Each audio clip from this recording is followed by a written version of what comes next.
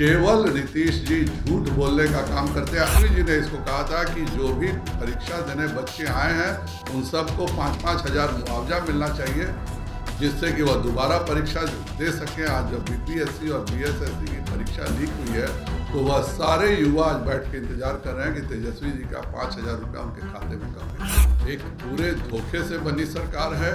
नीतीश कुमार जी को 43 के बावजूद उन्होंने भाजपा को धोखा दिया और तेजस्वी यादव जी ने पूरे बिहार की जनता को धोखा देकर के 75 सीट प्राप्त किया था। बिहार में गठबंधन की सरकार है, विपक्ष में बीजेपी नेताओं के द्वारा लगातार सरकार को घेरा जा रहा है। देखिए, जातीय जनगणना को लेकर प्रदेश अध्यक्ष बीजेपी संजय जायसवाल ने हमला बोला है। उन्होंने कहा है कि इसको लेकर सर्वसम्मति से निर्णय हुआ था, सभी पार्टियों की बैठक होगी, इसके बाद जातीय जनगणना पर चर्चा किया जाएगा। लेकिन बिहार में जिस तरीके से जातीय जनगणना कराया जा रहा है इसके बारे में उन्हें कोई जानकारी नहीं है। उन्होंने साफ तौर से कहा कि बिहार में धोखे की सरकार है, नीतीश कुमार ने तेजस्वी यादव के साथ धोखे से सरकार बनाई है। क्या कुछ कह रहे हैं संजय जायसवाल, सुनाते हैं हम आपको। 2020 का चुनावी घोषणा पत्र भाजपा ने जारी किया था। मैं चैलेंज करता हूं सभी महागठबंधन उम्मीदवारों के दलों को कि भाजपा का 2020 का घोषणा पत्र देखें और उसमें भाजपा ने क्या नहीं किया यह बताएं। जबकि महागठबंधन का घोषणा पत्र पूरे तौर पर झूठ का पुलिंदा था। आज भी मैं इंतजार कर रहा हूं कि दीपांकर भट्टाचार्य कब बिहार के सभी रसोइयों को, सभी आंगनबाड़ी सेविकाओं को, सभी सहायिकाओं को कब वह परमानेंट नौकरी देने जा रहे हैं जिसकी घोषणा माले हमेशा करता था। कब कांग्रेस सभी किसानों का कर्ज माफ करने जा रही है जिसकी घोषणा कांग्रेस ने अपने चुनावी घोषणा पत्र में किया था। कब जो भी हमारे युवा हैं उनको 10 लाख नौकरियां मिलने जा रही हैं। 4 महीने में जितनी नौकरियां बांटी गई हैं सब भाजपा के समय की नौकरियां हैं। उनके द्वारा नौकरी के इंतजार आज भी सीटीईटी और बीटीईटी के कार्यक्रम के बच्चे कर रहे हैं। मैं तो कहा कि आप उनको नौकरी दीजिए, मैं खुद धन्यवाद दूंगा। अभी नीतीश कुमार जी अपनी यात्रा की शुरुआत चंपारण से कर रहे हैं। इसी चंपारण की भूमि पर 2005 में उन्होंने घोषणा किया था कि बगहा को जिला बनाएंगे। वह आज तक मेरा जिला इंतजार कर रहा है। हमारे मझौलिया में लाल सरैया को और सुगौली में रघुनाथपुर को ब्लॉक का दर्जा देंगे। मेरा नीतीश जी से अनुरोध रहेगा कि उनके बस का तो नहीं है, लेकिन कम से कम जमीन का अधिग्रहण करके जितने भी केंद्र सरकार की योजनाएं हैं उनको कम से कम बिहार में जारी रखें। आज बगल में 8-8 एक्सप्रेसवे उत्तर प्रदेश में बन रहा है, बिहार शून्य पे खड़ा है। बगल में 1 लाख करोड़ रुपए के इंडस्ट्रीज आ रहे हैं उत्तर प्रदेश में, बिहार शून्य पे खड़ा है। एक मेगा टेक्सटाइल पार्क का हम लोगों ने उन्हीं के द्वारा पास भी कराया था। 1700 एकड़ जमीन भी रतवल में दिलवा दिया था। उस केवल एक मेगा टेक्सटाइल पार्क से 1 लाख नौकरियां मिलती। आज 4 महीने से महागठबंधन की सरकार मेगा टेक्सटाइल पार्क के बारे में केंद्र से एक शब्द भी बोलने को तैयार नहीं है। तो यह सरकार जो है यह उद्योग विरोधी सरकार है, यह सरकार युवाओं के रोजगार विरोधी सरकार है, यह सरकार यूरिया और माफिया की सरकार है, यह सरकार जितने भी अपराधी तत्व हैं उनकी सरकार है। और यह तो आईपीएस का भी जो ट्रांसफर हम लोगों ने देखा है, मुझे लगता है कि बिहार के, मुझे तो भट्टी साहब से ये उम्मीद थी कि कम से कम वह ईमानदार अफसरों को आगे बढ़ाएंगे, लेकिन जो नई ट्रांसफ़र की लिस्ट बनी है वह साफ बता रहा है कि अब जो ईमानदारी से अपराधियों को पकड़ेगा वह उसका तबादला हो जाएगा और बेईमान ही लोग अब बिहार में राज करेंगे। साथ बैठ करके ही निर्णय हुआ था। और आज जातीय जनगणना का जो गणना है कैसे हो रही है इसके लिए भी सभी दलों की बैठक बुलाना चाहिए था। आज किसी को नहीं बुलाया जा रहा है।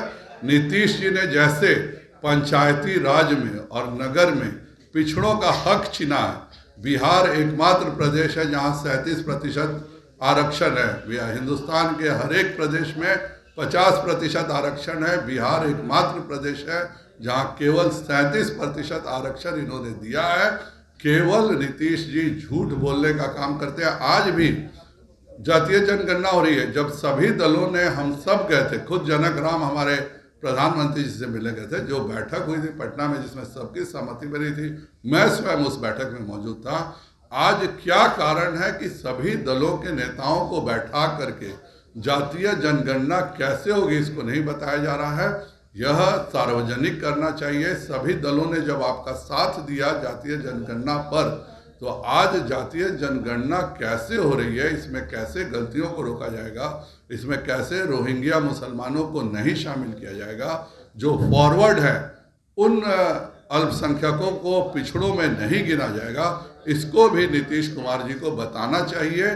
नहीं तो नीतीश कुमार जी का यह जो पूरा कार्यकलाप है कहीं ना कहीं वह शक पैदा करता है। अगर आपने जिस तरह से सभी दलों को बुला करके जातीय जनगणना के लिए हाँ किया और सभी ने हाँ किया, आज उसका तरीका भी सभी दलों को बुलाकर जरूर बताना चाहिए। नीतीश कुमार जी 5 जनवरी से यात्रा पे जा रहे हैं। वह तो सबसे पहले हमारे यहाँ जा रहे हैं, लेकिन मेरे यहाँ जा रहे हैं, लेकिन मेरा आज भी 727 AAA के लिए 3000 करोड़ रुपया केंद्र सरकार दे चुकी है सेवरही का, उसका जमीन अधिग्रहण नहीं हुआ है।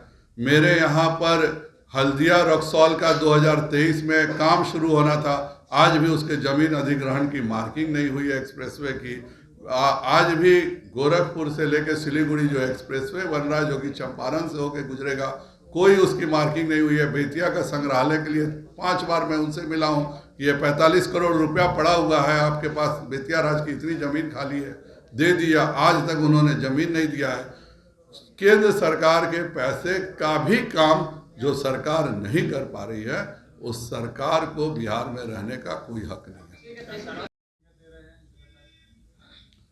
उनका आपस का मामला है, वो आपस में समझें। भारतीय जनता पार्टी का साफ मानना है कि महागठबंधन एक पूरे धोखे से बनी सरकार है। नीतीश कुमार जी को 43 के बावजूद उन्होंने भाजपा को धोखा दिया और तेजस्वी यादव जी ने पूरे बिहार की जनता को धोखा दे करके 75 सीट प्राप्त किया था। आज पूरे बिहार की जनता इंतजार कर रही है कि 10 लाख नौकरियां किस दस्तखत से मिलेंगी। पूरे बिहार के युवा इंतजार कर रहे हैं कि हर जो यह घोषणा किया गया था कि सभी बच्चों को हम परीक्षा का फीस माफ करेंगे, वह कब होने जा रहा है। पूरे बिहार के युवा यह इंतजार कर रहे हैं कि उन्होंने, तेजस्वी जी ने ही नहीं, पूरे महागठबंधन ने यह घोषणा किया था कि बिहार का कोई भी युवा किसी भी स्थान पर जाएगा परीक्षा देने तो उसके आने जाने का खर्च होगा, उसका भी इंतजार कर रहे हैं। वो उसका भी इंतजार कर रहे हैं कि जब पिछली बार क्वेश्चन लीक हुआ था तब तेजस्वी जी ने इसको कहा था कि जो भी परीक्षा देने बच्चे आए हैं उन सबको 5-5 हज़ार मुआवजा मिलना चाहिए, जिससे कि वह दोबारा परीक्षा दे सकें। आज जब बीपीएससी और बीएसएससी की परीक्षा लीक हुई है तो वह सारे युवा आज बैठ के इंतजार कर रहे हैं कि तेजस्वी जी का 5,000 रुपया उनके खाते में कब आएगा। नीतीश और तेजस्वी अपने संपत्ति का ब्यौरा दिए हैं। संजय जायसवाल को आपने सुना, उन्होंने सरकार को घेरा, नीतीश कुमार को लेकर कहा कि रोज शाम 4 लोगों के साथ बैठकर बिहार में सरकार चलाते हैं, उन्हें बिहार की स्थिति के बारे में पूर्ण जानकारी नहीं है। उन्होंने कहा कि 2020 में विधानसभा का चुनाव बीजेपी ने जो घोषणा पत्र के साथ लड़ी थी वो आज भी कायम है और लगातार बीजेपी नेता उस पर काम भी कर रहे हैं। लेकिन नीतीश कुमार और तेजस्वी यादव ने जनता से जो वादा किया था उन वादों का क्या हुआ, तो हमने सुनाया संजय जायसवाल की पूरी बातें। आपको बिहार की राजनीति से जुड़ी खबरें हम द बिहार टॉप पे दिखाते हैं। हमारे चैनल को सब्सक्राइब कर लें। धन्यवाद।